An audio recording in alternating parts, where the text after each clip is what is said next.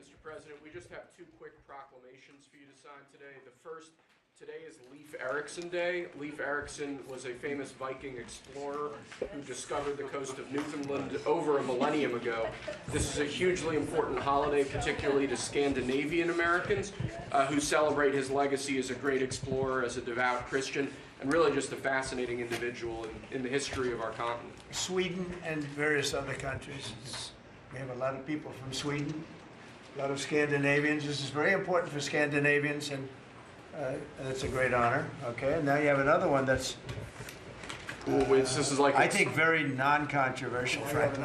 Some people would say it's controversial. Go ahead. This is like Explorer Day for you, sir. Today we have your Columbus Day proclamation for Monday, which we're signing a bit early. Christopher Columbus obviously discovered the New World in 1492. He was a great Italian explorer. He sailed his 3 ships, the Nina, the Pinta, and the Santa Maria, across the Atlantic Ocean, and Maria across the Atlantic Ocean. and landed in what's today the Caribbean. But this is a particularly important holiday for Americans who celebrate the legacy of Christopher Columbus and the innovation and explorer zeal that he represented. In other words, we're calling it Columbus Day. Yes.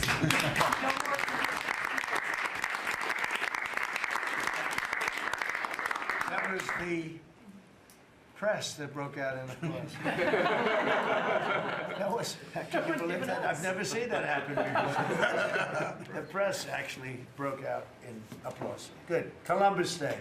We're back. Columbus Day, we're back, Italians. We love the Italians. Okay. Thank you, Mr. Thank you. President. Great. Thank you very much. Have a good one, sir. So we covered Scandinavia and Italy. Not bad. Now for the rest of the world. So I want to thank everybody for being here. As you know, last night we reached a momentous breakthrough in the Middle East, something that people said was never going to be done. We ended the war in Gaza and really, on a much bigger basis, created peace. And I think it's going to be a lasting peace, hopefully an everlasting peace. Peace in the Middle East. We secured the release of all of the remaining hostages, and they should be released on Monday or Tuesday. Getting them is a complicated process. I'd rather not tell you what they have to do to get them. There are places you don't want to be, but we are getting the hostages back on Tuesday, Monday or Tuesday, and that'll be a day of joy. I'm going to try and make a trip over. We're going to try and get over there, and we're working on the timing, the exact timing. We're going to go to Egypt, where we'll have a signing, an additional signing. We've already had a signing representing me, but we're going to have an official signing. And the amazing thing is all of the countries over there, from Qatar to Saudi Arabia to UAE to all of them, I mean, the rich ones, the less than rich ones, they've all come together, something which is amazing, actually. They've all come together for this, and they're really probably the best relationships they've ever had. So it's been really something incredible that nobody thought it was possible to get it done. And very importantly, the hostages are coming back. As you know, they consider them hostages. They talk about them as hostages, but there are approximately 28 dead people, mostly young, mostly men, but and boys. I mean, boys. The one woman talked about her baby. Her baby's 25 years old, but you know, to her it's her baby, and we're bringing them home. We're getting everything, and to those parents, the dead young man is just as important, as though this person were alive. It's amazing. I've never seen anything quite like it. I've been very much involved. I've never seen anything quite like it. But it's really peace in the Middle East. And you remember October 7th was terrible, but also from the Hamas standpoint, they probably lost 70,000 people. That's big retribution. That's big retribution. But at some point, that whole thing has to stop, and we're going to see to it. Gaza is going to be slowly redone. You have tremendous wealth in that part of the world by certain countries, and just a small part of that, what they make will do wonders for Gaza. And I think you're going to see some tremendous countries stepping up and putting up a lot of money and taking care of things. But there's tremendous spirit like I haven't seen, and even the news. I won't call it fake news for this purpose, because they really were very fair today, I must tell you, in all cases. But they covered it very well. They covered it very fairly. Everybody loves it. Everybody. People that were never giving us a fair shake, frankly, they can't even believe it. They're amazed by it. A lot of people are.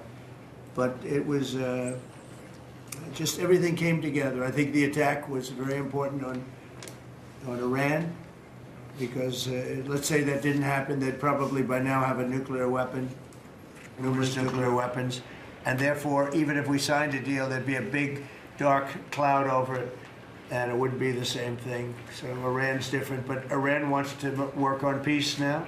They've informed us, and they've acknowledged that they are totally in favor of this deal. They think it's a great thing. So we appreciate that, and we'll work with Iran. As you know, we have major sanctions on Iran and lots of other things. We would like to see them be able to rebuild their country too, but they can't have a nuclear weapon.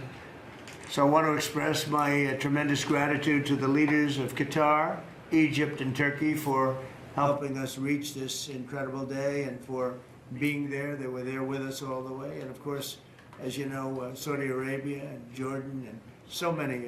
I will tell you, President Erdogan was personally involved in dealing with Hamas and some of the others. He's been great. They've all been really amazing. Indonesia's been amazing. Indonesia's been fantastic.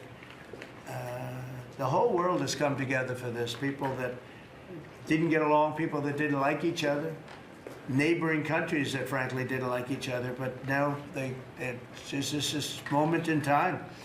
So we look forward to welcoming the hostages, like you can't believe, home to their families, and that'll take place early next week. We hope Monday or Tuesday. And all Americans should be proud of the role that our country has played in bringing this terrible conflict to an end. And I want to thank, some of the people, JD, you were fantastic, and Pete, you were great. Marco was fantastic. Some of you were very much involved. I'm looking around. So indirectly, I think almost everybody in this room was involved. Susie, I want to thank you very much. You were incredible. You've done an incredible job. So, and yes, John, what you've done was invaluable. CIA, John Ratcliffe, and he's done an incredible job. So I want to thank you all, and if I'm missing anybody, I apologize, but you've been amazing. And then you have Steve Witkoff, who worked so hard. And you remember we settled 7, this is number 8, we settled 7 wars or major conflicts, but wars. And this is number 8. And the one that I thought would be maybe the quickest of all would be Russia-Ukraine, and I think that's going to happen too. But in the meantime, they're losing about 7,000 people a week, and that seems pretty bad. They're losing mostly soldiers, young soldiers. They go out to war, and they're getting killed. And while it doesn't affect us in a lot of ways, we've got a big ocean in between, you don't want to see that happen. It was a big mistake. That war should have never happened. It would have never happened if I were president. So we're here this morning for a cabinet meeting as my administration continues to deliver for the American people, despite the radical left lunatics that shut down our government. You have Democrats that they've lost their way. They have no leadership. We don't even know who to deal with over there. At least they know who to deal with. We have no idea who we're dealing with over there. It's like they have no idea what they're doing. Republicans have voted repeatedly to pass a clean, nonpartisan bill to reopen government at the same funding levels. We're not going to do anything only good for health care. We're really, I think, become the party of good health care. And they keep using health care as a cudgel. They want to try and get everyone thinking about health care. We're the ones that are saving health care. In fact, one of the things we're doing is we're going to be reducing the cost of medicine 100%, 200, 300, 500%, and even more than that, because as you know, the process of favored nations right now, we've exercised a clause because we were subsidizing the entire world. The entire world pays a fraction of what the United States has been paying. And we've already, numerous Pfizer and other countries signed, and other countries are a bigger problem because they've been getting a subsidized rate. We've been paying for years. This has gone on for 30 years. We've been reducing the rate of drugs for other countries because we've been paying much more than we're supposed to. And they used all sorts of ideas like research and development. I said, what about Germany? What about these other countries? Aren't they paying? No, we have to pay research and development. It was all nonsense, and I couldn't listen to it anymore. So it's a very radical, big, tough shift. Very tough. We got a lot of things going on there. But, you know, and you probably heard me say this in my first term, I think it was my 3rd year, we reduced drugs from the beginning of the year to the end of the year. And I was so proud of it.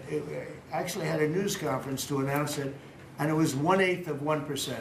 Think of that, which is barely a reduction. But it's the first time in 28 years that there was a reduction in drug prices for the year. So from the beginning to the end, it was 1/8 of 1%. And I was so proud of myself. I did something that nobody else could do. But when I started to think about it, I said, doesn't make sense. And then I'm starting to look at numbers where a pill or a treatment or some pharmaceutical product is selling in Europe for 10% of what we pay for in New York City or in any one of our places, in cities, states. And then I see people leaving for other countries to go buy their pharmaceuticals, where they make journeys to various other countries, including Europe, where they got the best bargains of all. And I put an end to it, it's over. And now we're, in major, I guess, disputes, but we're winning the disputes by a lot. With the countries, a couple of countries said, we won't do this. I said, well, it's unfair that we're paying 10%, and, you're paying just a fraction of what we're paying for the same product made in the same plant. And they said, well, we're not going to do it. I said, that's okay. You don't have to do it. But I'm going to put a tariff of 9% or 7% or whatever the amount of money is, and I'm going to put a tariff on your country for your taking advantage of us. Well, no, you can't. I said, yeah, I can do that. I'm going to do that. And they would immediately agree. And I'd make the tariff substantially more than the number we're talking about.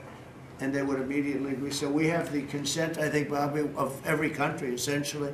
They know that if they don't do it, we're going to put a tariff on for double the price, and then they're going to do it. So we never had that before. You never had anybody in here that knew what the hell they were doing, I'll be honest. It really it makes me angry. Because for years and years, this started many years ago, and basically we subsidize the world. So this is going to have a huge positive impact on Medicare, Medicaid, even Social Security. But anything where there's pharmaceuticals, drugs involved, it's going to have a tremendous impact. So we're going to get drug reductions of 100%. I told you 1/8 of 1% that I was proud of myself. Now you're going to get 100%, 150%, 200, 300, 400, 500%. You're going to get the biggest drug reductions that you've ever seen.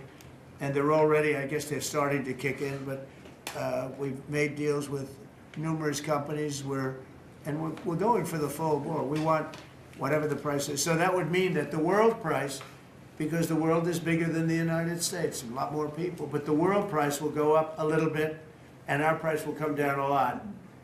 So if a pill sells for $10 in London and $100 here, the pill will go to $20 in London and $20 for us. It's pretty simple. And that is a number that nobody can even fathom. It's a little like tariffs. Nobody knew how big they were.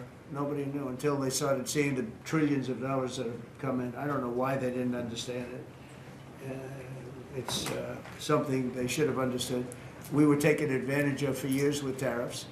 And now, I don't want to say we're taking advantage, but we've become a very strong country because of the money that's coming in.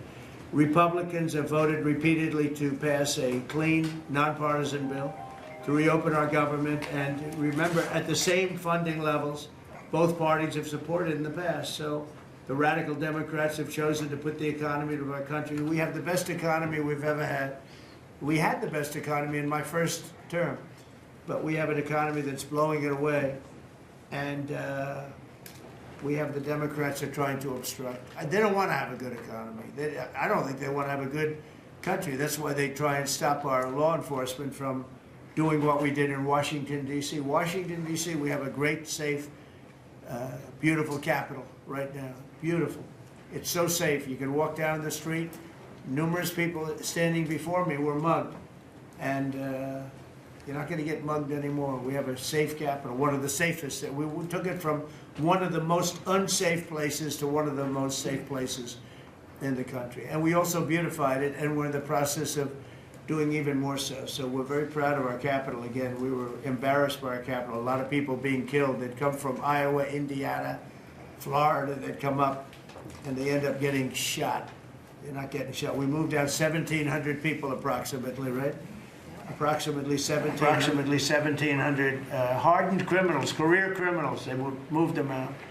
So Chuck Schumer and Hakeem Jeffries and the congressional Democrats are holding the entire federal government hostage. I will tell you, a lot of Democrats want to get this thing open too. They do. They're calling us, and they just want to get it open. And all we're doing is saying, just play the same thing until we get it straight.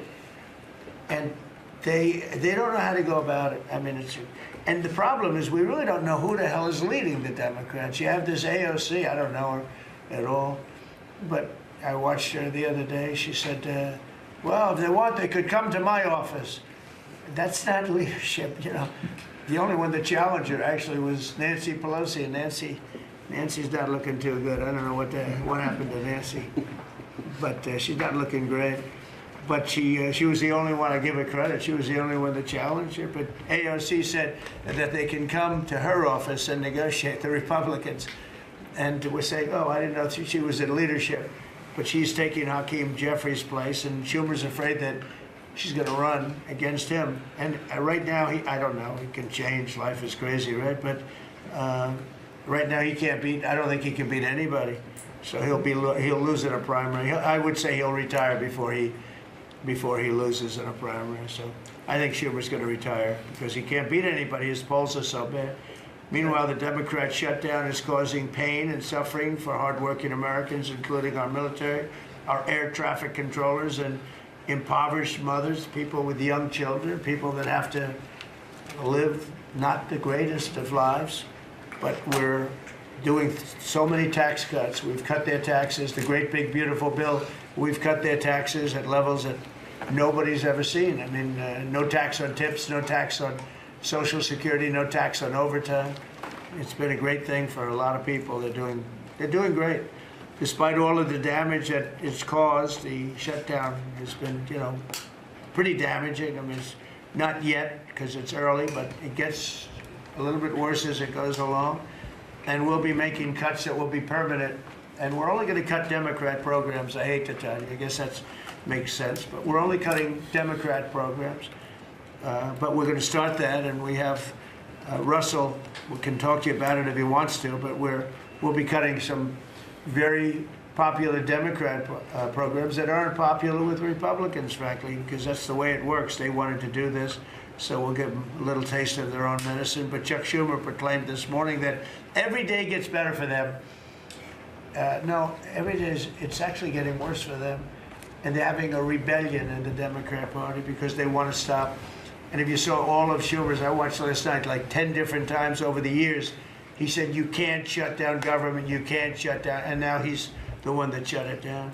So this is a confession that he's acting not to serve the people, but to serve the partisan interests of his party. And I don't think he's serving them well because they're way down. Look, they just lost an election in a landslide. You know, it was interesting. I watched Kamala, who was a sad figure. I watched her the other day saying the election was very close.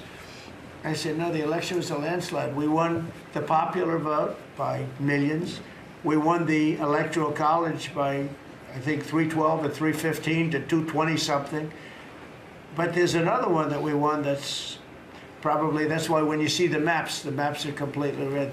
It's counties. The counties, we won at 2,505 to 525. So 2,500 to 525. That's called one of the greatest, biggest landslides in history. And that's one that people are using now as a primer. But literally, when you see it colored in, the entire country is red, representing Republicans. So, you know, they go around, they just lie. They just lie. And everything's a big lie with them. Well, the other side, and the other thing I don't understand is, Christie, I looked at crime numbers in Chicago. They're through the roof. And I have a governor who stands up every day and tells us how wonderful Chicago is. It's just a lie. It's like a con job. It's like Gavin Newsom. He says how well he's doing in California, and they're doing terribly. Population's getting smaller. People are leaving. And other people are coming in. And, you know, I wouldn't say it's an even trade. while the other side is focused on playing games. The Trump administration is focused on creating jobs, bringing down prices, and we've really brought them down a lot. That's the other thing. We're bringing down prices a lot. We're bringing down grocery prices, but the big thing is energy. When you bring down energy, everything comes down, and the energy prices are way down. I see we're down to about $61 now a barrel, and what gasoline's going to be, I think gasoline's going to be below $2 at some point in the pretty near future. It's very low, much lower than it was under Sleepy Joe.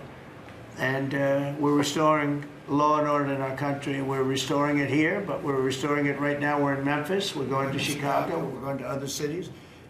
Many governors are asking us to, including Democrats are trying to ask.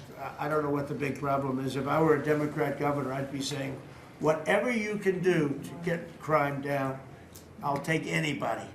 You can bring them in I don't care who it is. A lot of people said that. They interviewed women, these beautiful women in Chicago, black women with a MAGA hat, a red hat. They said, we don't care who he brings in here, but this place is really dangerous. We just want crime to stop. It's true. They don't care. You know, they don't differentiate between the National Guard and the Marines. They don't care. They'll take anybody. And that's the way it is. I mean, they want what we did in D.C., they want to happen to them. And it's happening in Memphis already. I see in less than a week, the numbers are really good. And it'll be great, and we'll fix that. We'll go to various other places, and we're going to be stopping crime in our cities. And that's a great thing, and we won't get credit for it, but it's a great thing. We've launched a historic campaign to take back our nation from the gangs and the street criminals, violent repeat offenders, illegal alien lawbreakers, domestic extremists, and savage, bloodthirsty cartels. And very little, by the way, is coming in by water, in case you haven't known. The drugs aren't coming in by water. In fact, we can't even find any boats in the water anymore. We had boats, we were like a subway train loaded up with drugs. Every boat, every single boat that you see getting taken out kills 25,000 Americans. Think of that. Because it's pretty tough stuff, but it kills 25,000 Americans. So when you hear that, it's no longer tough. But here in Washington, we've deployed federal law enforcement and National Guard to restore public safety, and we're working to replicate that in numerous places all over the country. And we have a very powerful military. We have a very powerful National Guard. I want to thank the governor of Texas, who has been, as usual, great. Governor Abbott, he gave us 400 troops without even a question.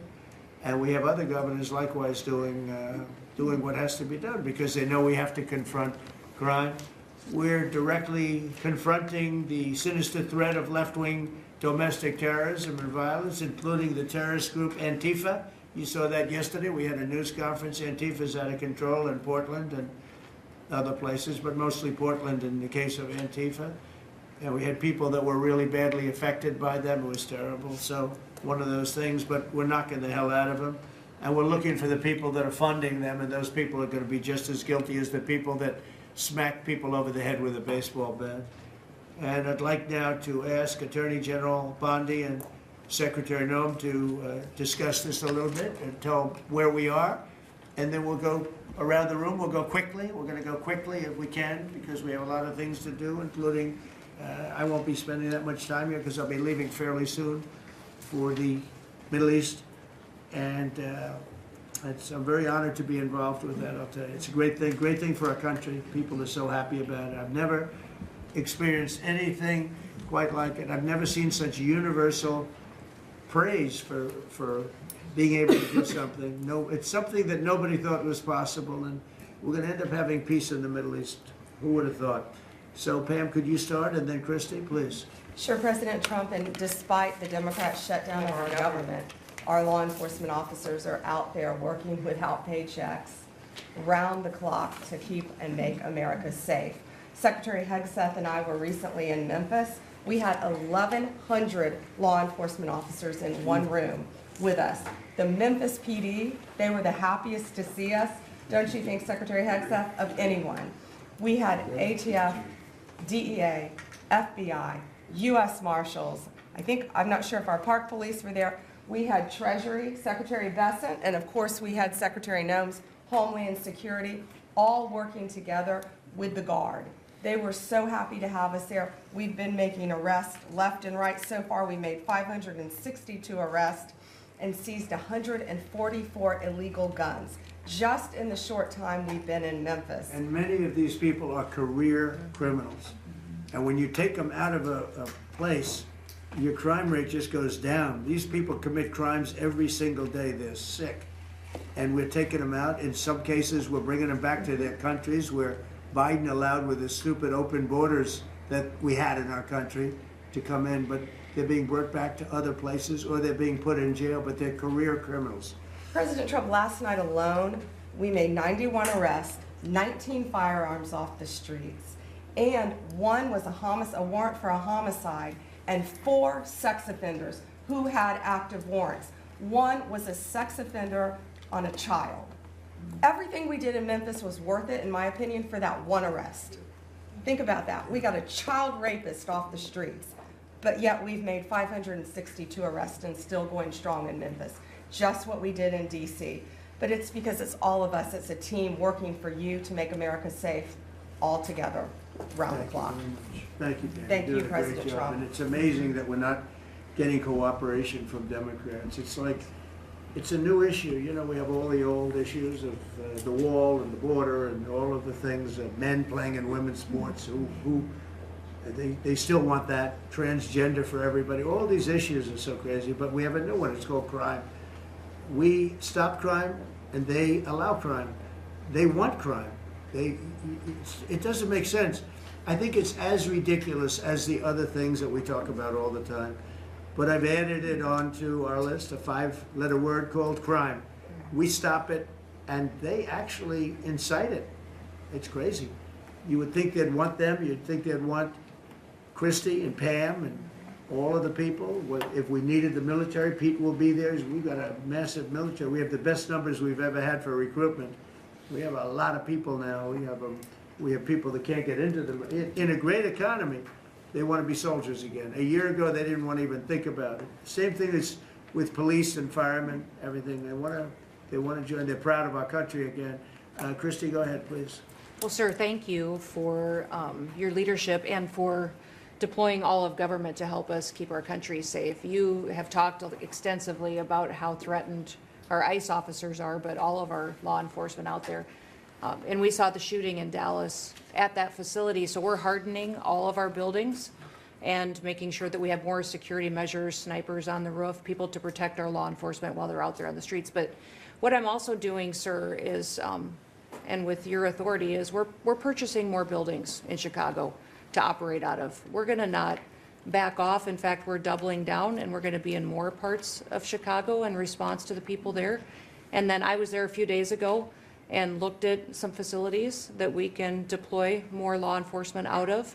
Because what they're trying to do with these riots and violence is distract us and keep us from going after those murderers and rapists that are out on the streets. And then I was in Portland, went out and back on Tuesday and met with the governor, met with the mayor, met with the chief of police and the superintendent of the highway patrol.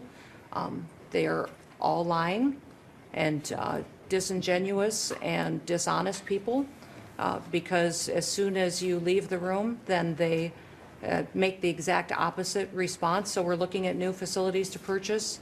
They're in Portland too, and we're going to double down. And I told them if they didn't meet our demands for safety and security on the streets and work with us, then we were going to bring in more federal law enforcement. So I want to thank Pete and the Department of War for all their help. They've been fantastic. But while we fight litigation and work with Pam on that, we're going to send more of our resources and men and women out there to keep everybody safe. So no worries. What we see in DC and what we see in Memphis for benefits for people in the safety and security, we'll see that in Chicago and Portland. And the numbers in Memphis, it's only a week, but the numbers have been amazing, I understand. That's exactly right. The crime numbers are way down.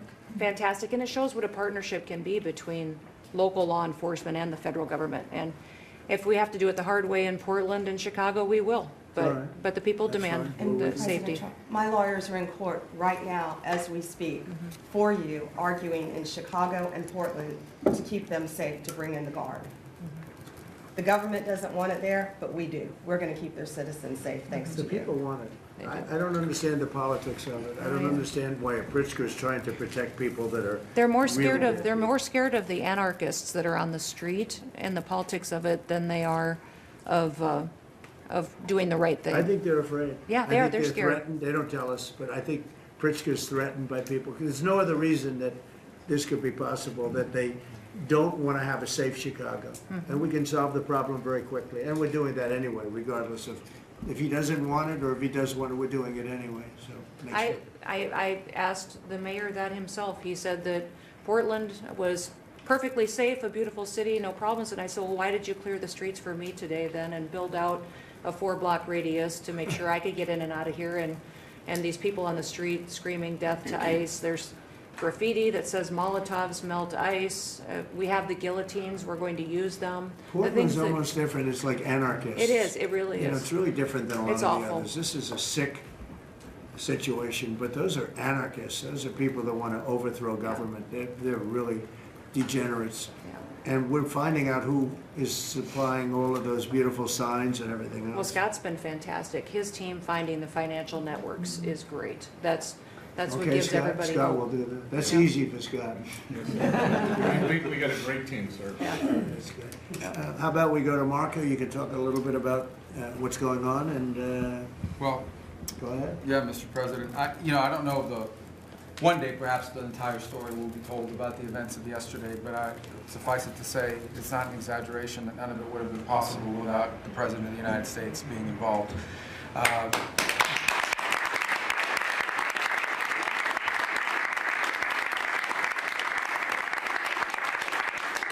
It really began with your trip to the Middle East, where these relationships were forged with partners in the region, personal relationships, close relationships that created the foundation where all of this was possible.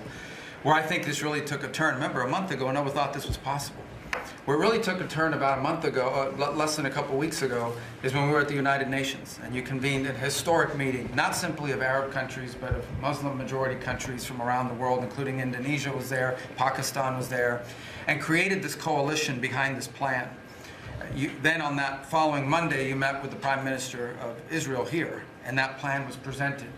And then, of course, our great negotiating team followed up on it. In the interim, again, perhaps the stories will be told, perhaps they will never be told. The President had some extraordinary phone calls and meetings that required a high degree of intensity and commitment, and made this happen. And I think what's important to understand is that yesterday what happened was really a human story. There's a geopolitical aspect to it, there's no doubt about it. It creates the conditions for Gaza to one day be a normal place again, and people to have a better life, and Israelis to be safe. But yesterday was a human story. And because of the work you put in, and honestly, not only is there no other leader in the world that could have put this together, Mr. President, but frankly, I don't know of any American president in the modern era that could have made this possible. Because of the actions you have taken unrelated to this, and because of who you are and what you've done and how you're viewed.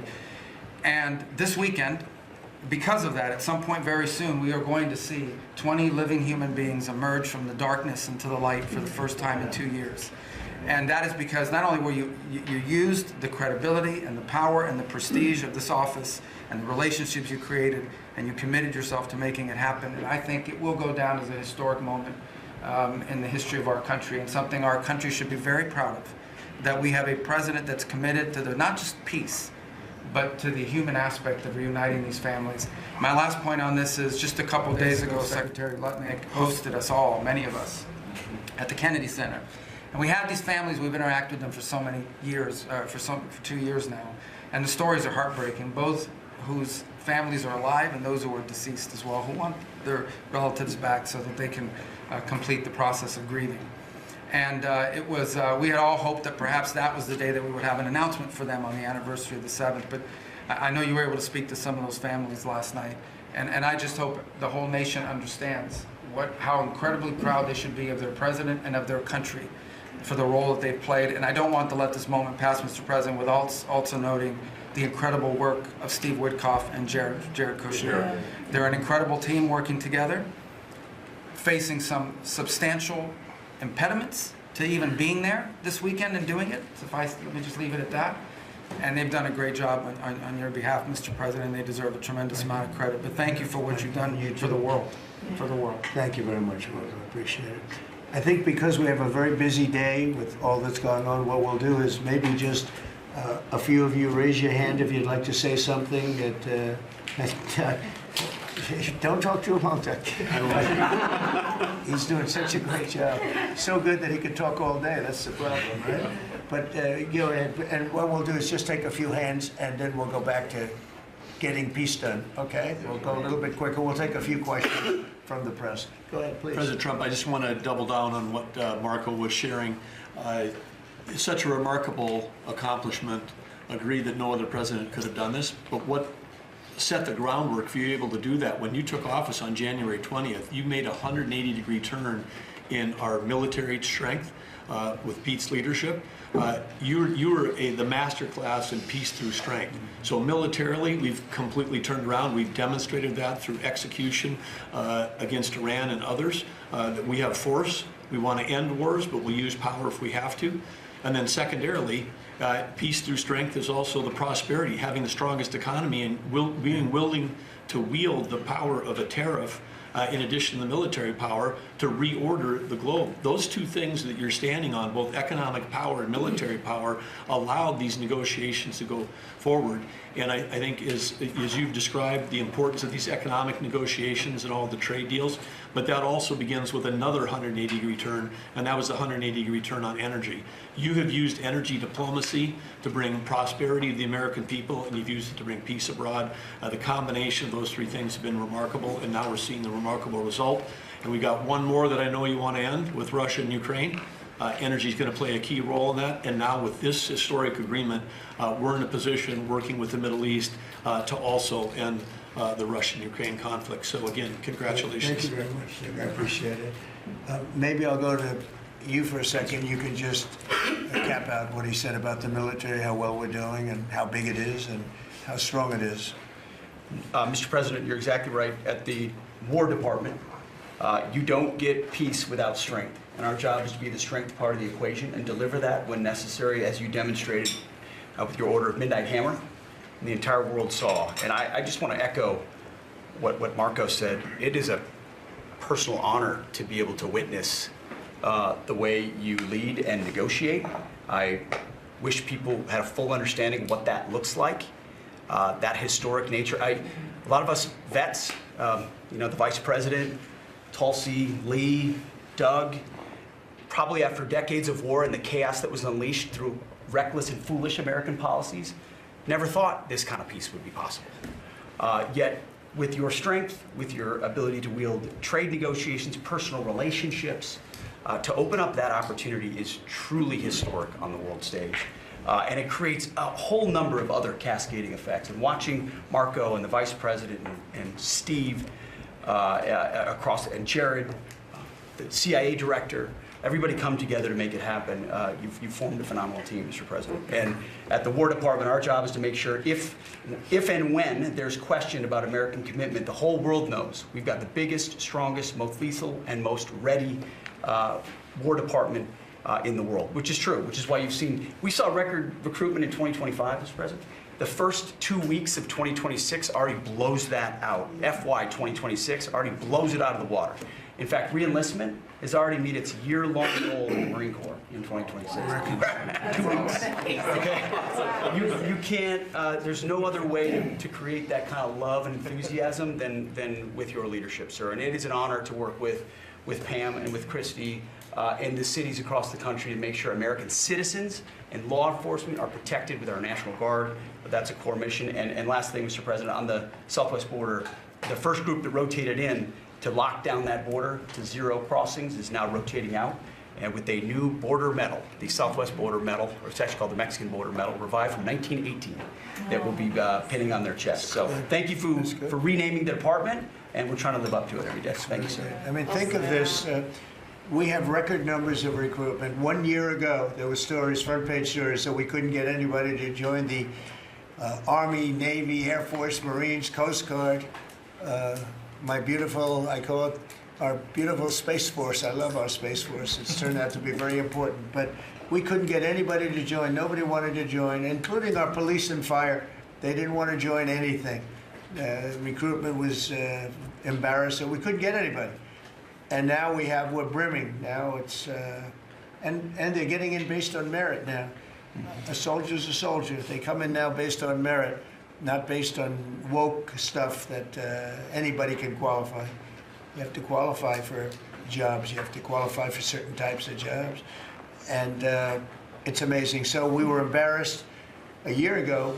Think of it, a little bit more than a year ago. I think it stopped on November 5th. I think it really started, this all started on November 5th, the election day. But now everybody wants to be in. We have an overabundance, and maybe we should raise it a little bit. I don't know. I like that idea, sir. But we could raise it. But we have so many people want to join, and they're proud of our country again. JD, could I ask you to say a few words? Yes, sir. So just a couple of things. Mr. President, first of all, congratulations on yesterday. It was a big day. To Marco, to Susie, to the entire team. But in particular, viewing it from this perspective where for months the fake news media attacked you, attacked the entire team, attacked your approach. You know, the definition of insanity is to do the same thing again and again, expecting a different result. The reason we're here is because the president actually charted a different course with a different team. He vested a lot of authority in Steve Witkoff in particular, and that's why we're here. It's because you did something different, and I think it's important to recognize that. I also think the president, you know, Marco mentioned the president's personal touch being a big part of this. The one thing I would say is obviously the president of the United States, a New York real estate billionaire, one of the most famous New Yorkers in the world, has a lot of interaction with a lot of people who are very pro-Israel. I think that was an important set of experiences and life experiences that he brought to the table. He also, of course, knew one of the most famous Palestinians in the world, Chuck Schumer, and I think without that background of knowledge, it would have been impossible to get us to this point. Second thing I would say, just on Chuck Schumer, the president mentioned this, that Chuck Schumer said this has been very good for us this morning about the shutdown. One of the things that we talked about before all the media came in and that all of us are going to work on for the rest of the day, we've been working on for days, is how to make the shutdown as painless as possible on the American people. So while Chuck Schumer brags about this being good, and I think the president is right, it's not good for him politically as much as he might think that it is, it's causing real consequences for the American people. There's a low-income food program, the WIC program, that my mom actually used when I was a baby. That program is about to be underfunded, and it's about to get cut off because Chuck Schumer won't open the government. We have troops. The Secretary of War mentioned how well we're doing on recruitment.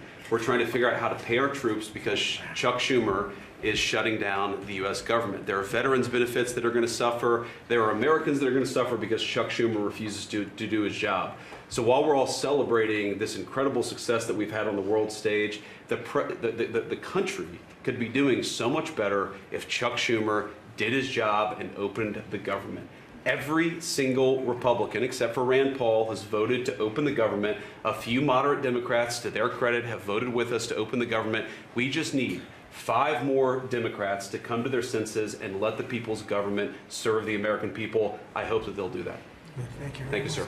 Chris, please. Yeah, to follow up on that point, Mr. President, the Democrat or Schumer shutdown did not begin 8 or 9 days ago. It began 8 or 9 months ago with your inauguration. For the first time in American history, every Senate confirmed appointee who are our deputies to run our department, every one of them has been filibustered. One of the critical parts of my department is the National Nuclear Security Administration. It maintains, manufactures our nuclear weapons and our engines for nuclear submarines and nuclear aircraft carriers. We are a key supplier to Secretary of War Pete Hegseth.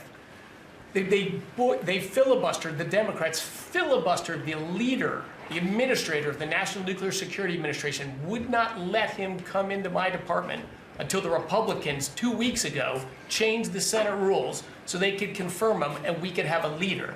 They filibustered the leadership, now they're filibustering the funding.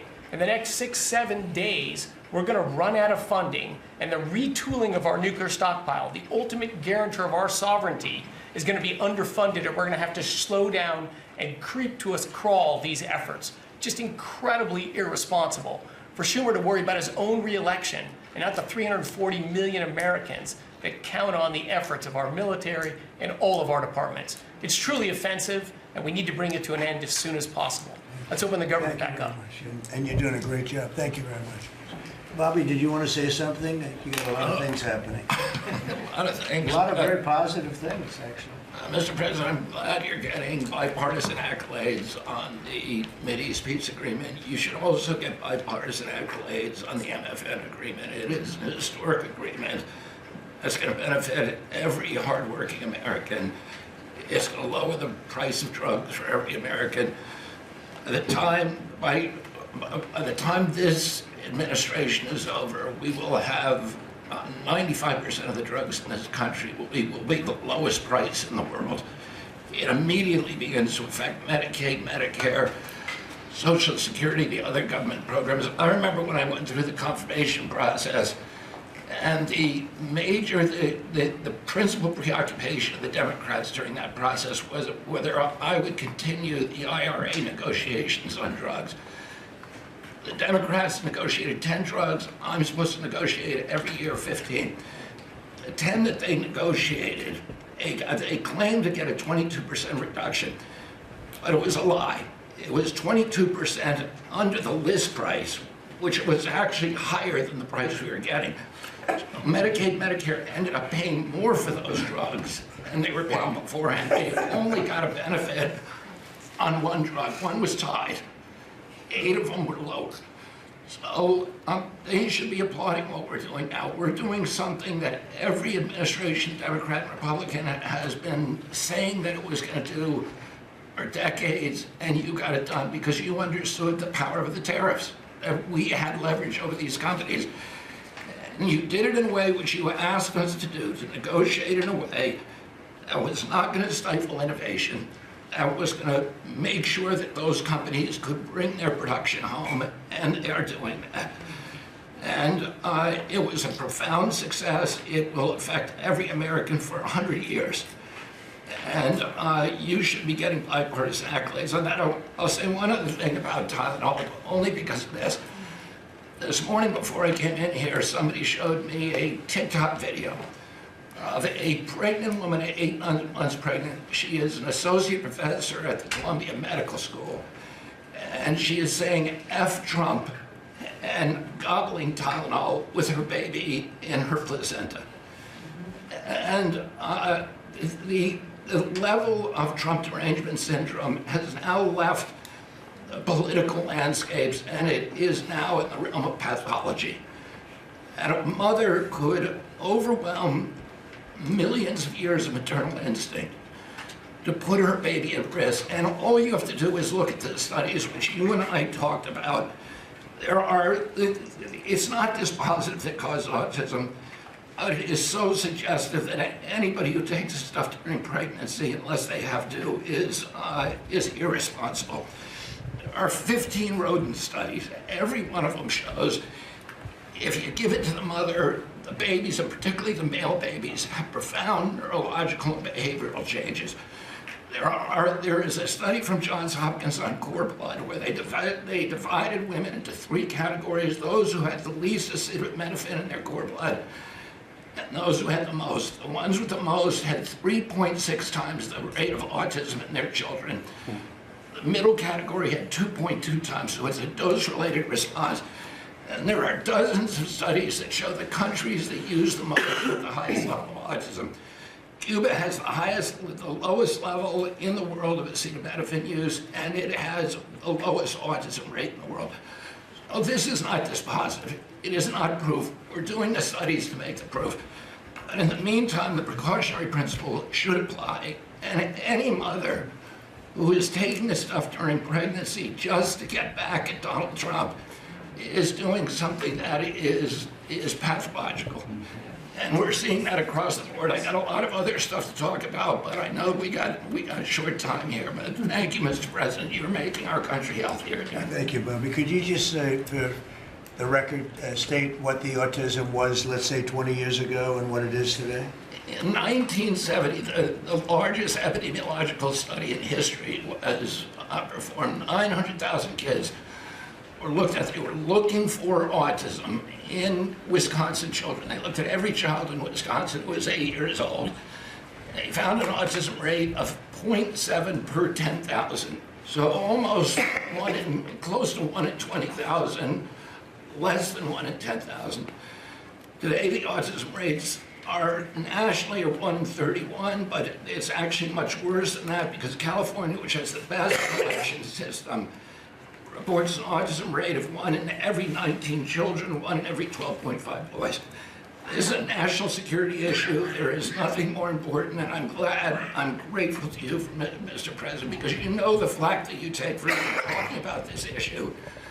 You've shown courage and you've shown leadership, and I can't thank you enough for letting me do this work. Thank you. So think of that, 1 in 20,000, and now it's 1 in 12 for boys, 1 in 18, 19 for girls. So obviously there's something that's artificially, I think, induced, something, whether it's the vaccines in terms of these massive vaccines that are twice the size of a jar like that, of a glass of water like that, I mean, into a baby's body. And I've suggested get them in doses, get them in, maybe 20%, 30%, but smaller, not such a big. I think, that. Then we had certain recommendations, the MMR, take them separately. The measles is already separate now, and it works out much better, but there doesn't seem to be any impact if you take it separately. If you take it as a combination, it's not so great. And some other things, but I would say don't take Tylenol if you're pregnant, and when the baby is born, don't give it Tylenol.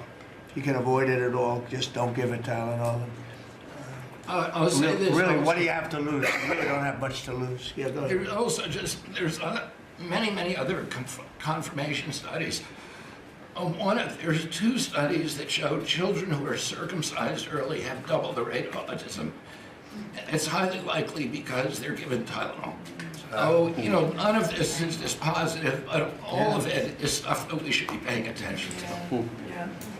But, there's a tremendous amount of proof or evidence, I would say, as a non-doctor, but I've studied this a long time ago. I met Bobby in my office 20 years ago. We were talking about the same thing 20 years ago.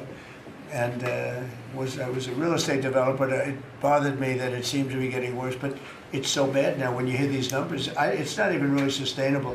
I don't know how people do it, but there is some very strong evidence on Tylenol. In fact, at one point, I guess the company gave a warning. They still don't recommend it during pregnancy. That's the weird thing. They're not recommending it, and that's the company itself. So just don't take it. Don't take it. If you're a woman, don't take it, and don't give it to the baby when the baby's born, and I think that's going to have an impact. But I'd also get the shots in smaller doses. And, there are a few things, we gave a few things that just seem to be, and I think you'd get that number way back up. Think of it. You have 1 in 20,000, and now it's not even believable when you think that 20,000 drops to 12 children. So that's induced by something that's given or taken, and it should be able to be stopped. And you're talking about the Pennsylvania Dutch, you were talking about the Amish, where they don't take any of this stuff, and they have virtually none, right? They have no autism. So we're doing something very bad. Somebody's been given some bad things. Other countries, by the way, we have, I think, we have 82 vaccines that we give simultaneously. And I'm a vaccine believer, by the way. I believe in the polio vaccine. I believe in a lot of vaccines. But when you give 82 vaccines in a shot to a little baby that hasn't even formed yet, it's a lot of vaccines. And in Japan, they give a much smaller number. In Germany, they give a much smaller, like 28 vaccines. That's a lot too, but 28's a lot different than 82.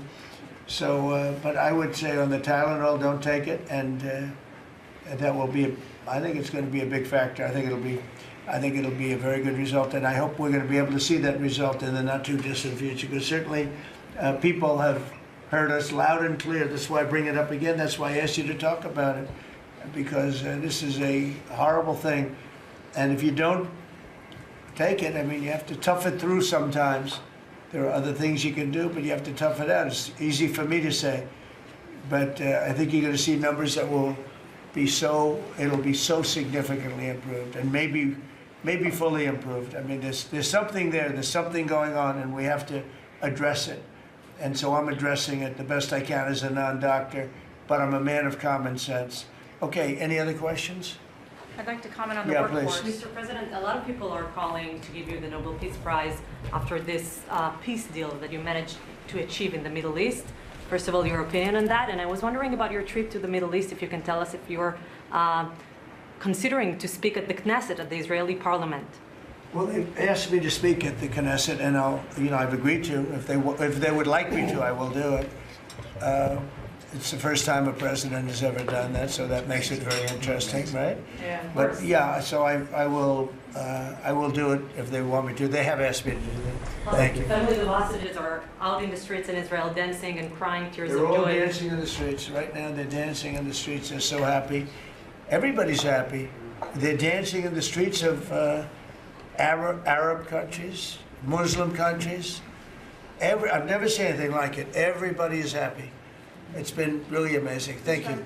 President Trump, on the international peacekeeping force that's going to deploy to Gaza soon, do you expect that Pakistan, Turkey, other countries to contribute forces? Has that become firmed up? And also on the shutdown, it seems like in the House there's a majority support for a temporary extension of the Obamacare subsidies, perhaps minus the funds for illegal immigrants. Is that how you see the deal to end the shutdown happening? Well, I see the deal just getting extended as we continue to talk, but we're willing to pay because we're paying. You know, it's very simple. We're paying. And the Democrats are the ones that caused this problem. And it's a big problem for them, and they have a lot of break in their ranks. But so I see that, you know, I think that'll get worked out. But we want to get back before we do this. We don't want to have a gun held to our head. We don't like that. And the public doesn't like it either. So we want to get back. And I think it's going to work out. I think it's going to work out very well. It's something that shouldn't have happened. This was supposed to take place before the election. You know, this was supposed to take place on September 28th before the election. We shouldn't even be talking about this right now. This is actually something that shouldn't have even happened. Yeah, please. Mr. President, looking ahead, what guarantees Hamas disarms and that Israel doesn't resume bombing once the hostages Well, are the first released? thing we're doing is getting our hostages back, okay? And that's what people wanted more than anything else. They wanted these hostages back that have lived in hell like nobody has ever even dreamt possible. And after that, we'll see. But they've agreed to things, and I think it's going to move along pretty well. But what is phase two? When does it I'm not begin? going to talk about that because you sort of know what phase two is, but there will be disarming, there will be pullbacks, there will be a lot of things that are happening. You know, I gave you a whole list of 22 different things that will take place. And I think it'll take place, and I think you're going to end up with peace in the Middle East. But we have to get our hostages back. And we weren't going to do it at the end. We're going to do it at the beginning. We said we want them at the beginning. We're not doing it. You know, we got the hostages back. We did, as a group with Steve and Jared and Marco and me and all of us. We got the hostages back. We got many of them back. Many, unfortunately, were dead. But we got many back that are now living with their families, with their parents in many cases, and with their husbands, families, wives.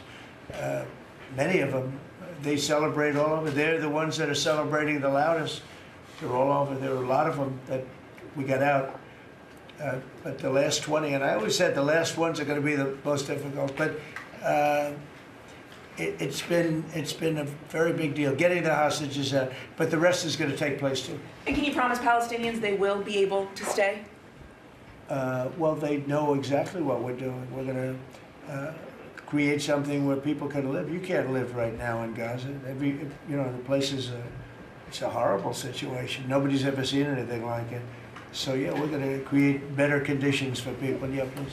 Mr. President, excuse me, what kind of security guarantees is the United States going to make for Gaza? Well, we're going to work with very wealthy countries that love people, frankly. I know them very well. They love people, but they love Arab people, and they love Muslims, and they love, I think right now they love everybody, and they're immensely wealthy, and they're going to be involved in putting up money, and for them it's a small amount of money. For somebody else it's a large amount of money, but these are the wealthiest countries in the world, and they'll be very much involved in making it as good as possible. And what's your take now on a two-state solution, sir? Just to follow up on that.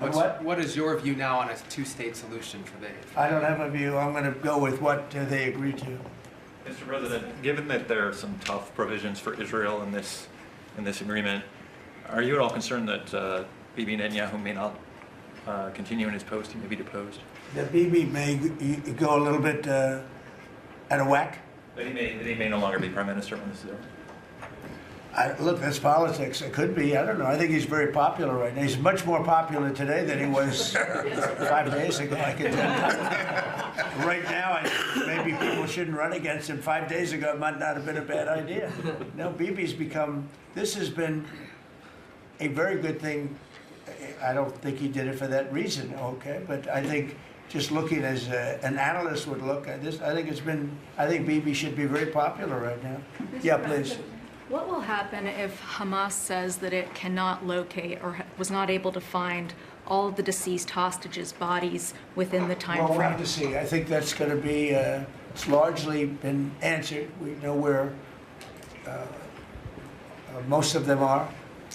Actually, the bodies are a bigger problem because some of the bodies are going to be a little bit hard to find. It's a terrible thing to discuss even, but you understand, we're all people, we're grown-ups, we understand life. Nobody can understand this stuff because this could have taken place, but we have the hostages for the most part, and so I don't think it's going to be overly big. The situation with the bodies, they say 28. Some are going to be a little bit hard to find, but we're going to do the best we can. Yeah, please. If they don't find them within the time frame. Please. Thank you, sir. Regarding Jared Kushner's role in the negotiations, can you explain a little bit about why he came on at the last minute? And then in regards to the WIC program that the Vice President mentioned, do you know when the funding that you promised through the tariff revenue will actually go through to communities? Because there's reports that WIC providers are actually starting to close down today. Well, okay, let me just answer the Jared. So Jared's a very smart guy. He did the Abraham Accords. Some people say the Abraham, which I love the way that sounds, but he did the Abraham Accords. It was a great thing. 4 big countries joined.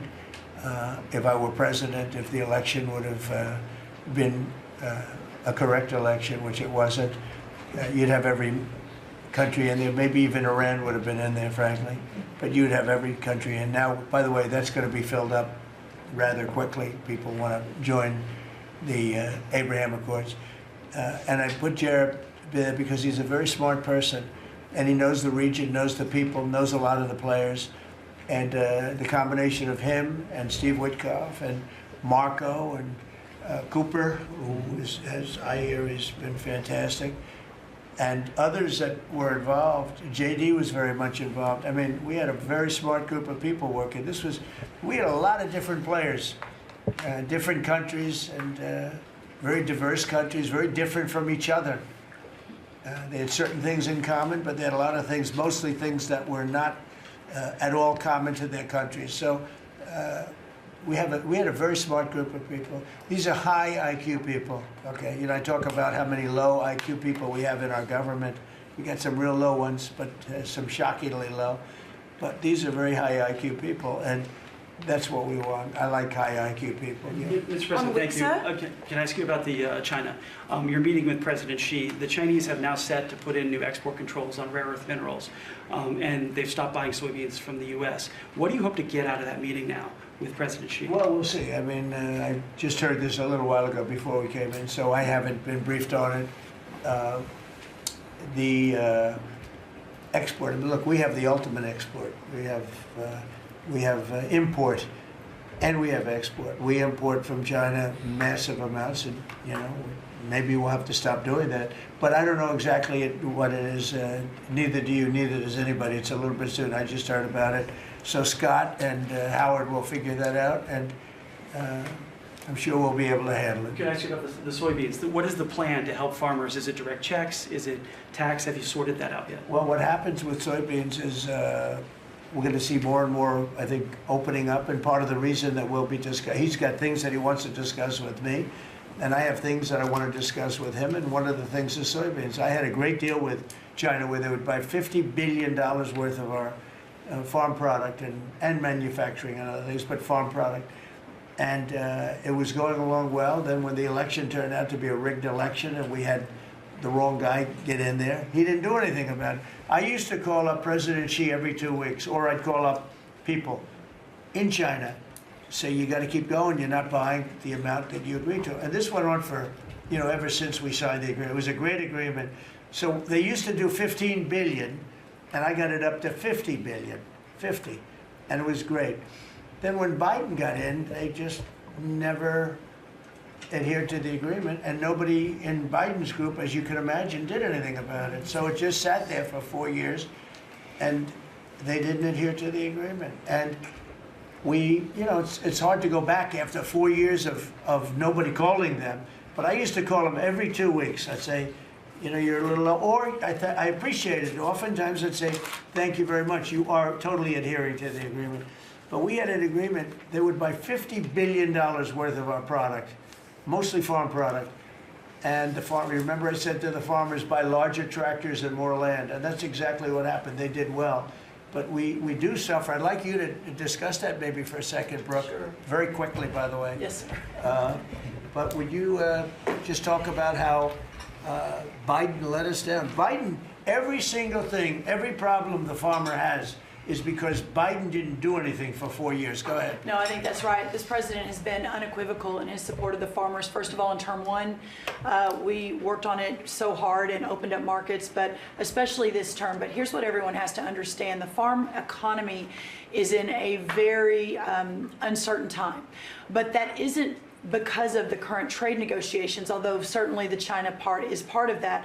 But we inherited a slew of issues. First of all, as the president said, when we left Trump 1, we had an agriculture trade surplus. When we came back for Trump 2, it was a $50 billion ag deficit. That isn't everything, that's just agriculture. The second part is the cost of inputs for our farmers increased on average between 30 and 38%, but that includes fertilizer, it includes fuel, it includes interest rates, it includes labor. All of this came about under Joe Biden, a 47% increase in the cost of labor that now Secretary Chavez-DeRimmer and Noam and I are working on. Fuel is coming down, thank you. Interest rates, thankfully, are coming down. A 73% increase in interest rates for our farmers. They couldn't get loans to make sure that they could move forward. So that's all really, really important. And I think we have to realize what the president's commitment is this, that we're moving into an era of rural prosperity, of a golden age for our farmers in rural America. The trade renegotiations and the trade realignment that Jameson and Scott and Howard have led with the president's leadership is unlike anything that's happened in the history of our country. And those that will benefit the most are the original Americans, our farmers and our ranchers. The president has committed, if we need a bridge, he has talked about that to get us from the Biden years to the new Trump era. That's what we're working on every day. We've got to get the government reopened so that we can move forward on that. And once we do, we'll be able to move out a significant program to help our farmers.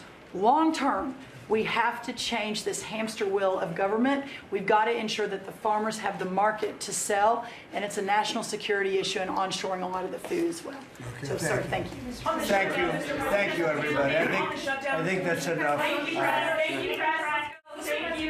The country is doing very well. Thank you very much. Are you still open to going to Gaza, Mr. President? Let's go. Press. Thank you. Thanks, Thank you, guys. Press. Let's go. Thank you, guys. Thank you. Thank you. Right this way. Grab the camera so we can come back. Thanks, guys. Grab the camera. We can come back. Thank you. Thank you. Of course. Guys, keep moving. Take the cameras with Are you all right, Jeff?